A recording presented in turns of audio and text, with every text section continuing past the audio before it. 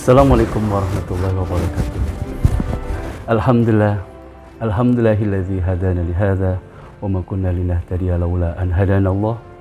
Asyhadu an la ilaha illallah wa asyhadu anna Muhammadan abduhu wa rasuluh. Allahumma shalli ala Muhammad wa ala alihi wa ashabihi ajma'in. Materi tauji kali ini, bergeraklah karena itu adalah fitrah. Allah Subhanahu wa ta'ala menciptakan hidup dan mati. Hidup itu sendiri artinya adalah gerak. Selama masih ada gerakan, maka berarti ada pertanda kehidupan. Dan bergerak berarti sebuah fitrah. Allah Subhanahu wa ta'ala menciptakan hidup dan mati. Hidup itu sendiri adalah gerak. Selama masih ada gerakan, maka berarti ada pertanda kehidupan. Dan bergerak adalah sebuah fitrah dari semua makhluk hidup.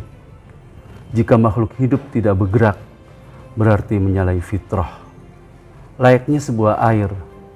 Jika air itu bergerak, akan bermanfaat bagi makhluk yang lain. Seperti mengairi sawah, kebun, untuk minum, dan untuk mencuci. Tetapi jika air itu tidak bergerak, maka asas manfaatnya kurang dirasakan oleh makhluk hidup lainnya dan cenderung menimbulkan penyakit dan berbau. Demikian halnya dengan manusia. Bergerak adalah sebuah keniscayaan dan bagian dari ibadah jika kita niatkan kepada Allah Subhanahu wa ta'ala. Bergerak produktif bagian dari kesempurnaan iman bagi seorang muslim. Sehingga Rasulullah SAW mengajarkan doa kepada kita agar terhindar dari perilaku yang tidak produktif. Doa tersebut adalah Allahumma inni a'udzubika minal ajzi wal kasali wal jubni wal harami wal bukhli wa a'udzubika min azabil qabri wa min fitnatil mahya wal mamati.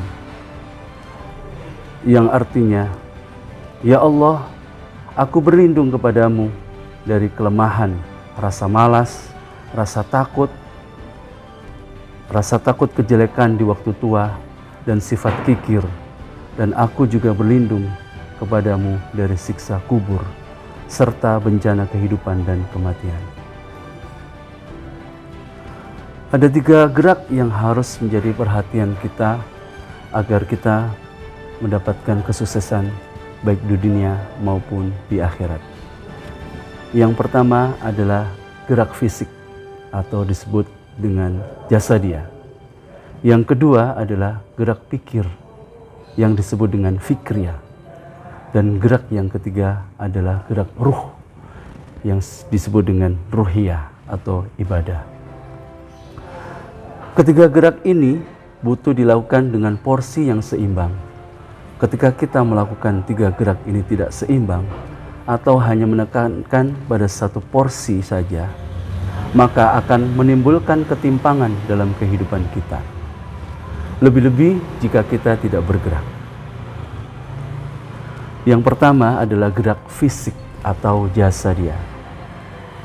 Setiap hari seorang muslim harus menggerakkan jasadnya, karena gerak fisik adalah pintu awal untuk mendukung gerak lainnya, yaitu gerak fikir dan gerak ruhiyah atau ibadah. Karena seorang muslim dengan fisik yang prima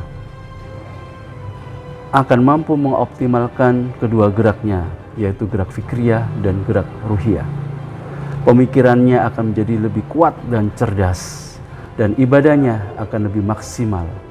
Karena seorang dengan fisik yang lemah tidak akan memiliki endurance atau daya tahan. Daya tahan yang pertama adalah daya tahan dalam beribadah. Beribadah, salat malam, tilawah 1 juz, sa'i, haji dan umroh butuh fisik yang prima.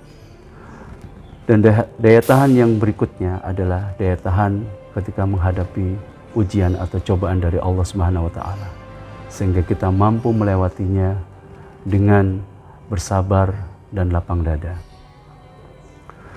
Rasulullah bersabda dari Abu Hurairah radhiyallahu an, beliau berkata, Rasulullah sallallahu alaihi wasallam bersabda, mukmin yang kuat lebih baik dan lebih dicintai oleh Allah Azza wa Jalla daripada mukmin yang lemah.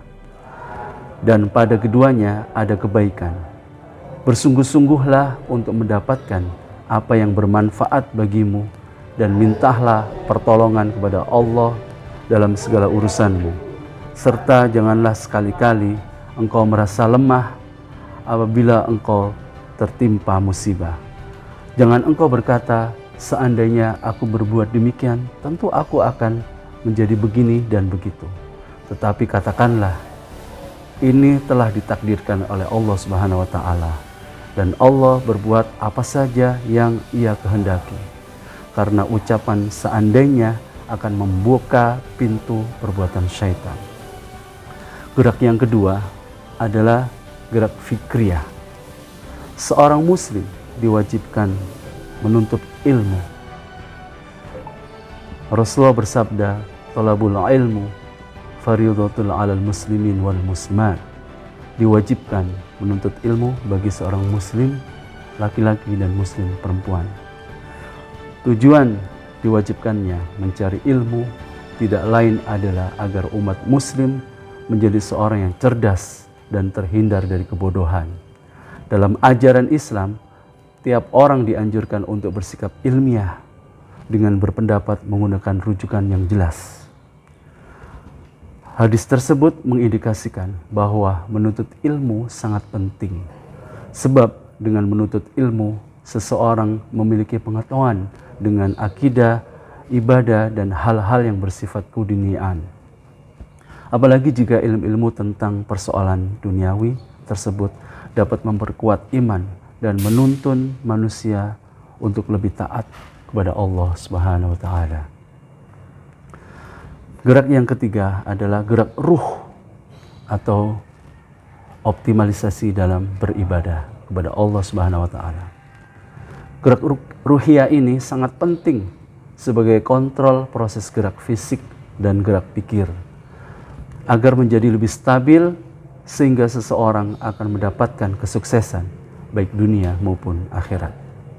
Banyak orang yang tidak sukses menggapai dunia dikarenakan hidupnya tidak produktif. Mengapa hidup manusia tidak produktif? Dapat dipastikan karena kurangnya kedekatan kita kepada Allah Subhanahu wa taala. Dan ibadah adalah menjadi tolak ukur kehidupan seseorang agar hidupnya menjadi lebih produktif. Demikian tausiah dari kami. Mohon maaf kurang lebihnya. Saya ucapkan Assalamualaikum warahmatullahi wabarakatuh. Teruslah bergerak. Pemirsa, mari dukung dakwah Masjid Cordoba dengan program Jariyah Dakwah Masjid Cordoba melalui rekening Tamasa atau rekening Masjid Cordoba dengan mencantumkan kode transfer 17 di akhir transfer Anda. Terima kasih. Barakallahu fiik. Assalamualaikum warahmatullahi wabarakatuh.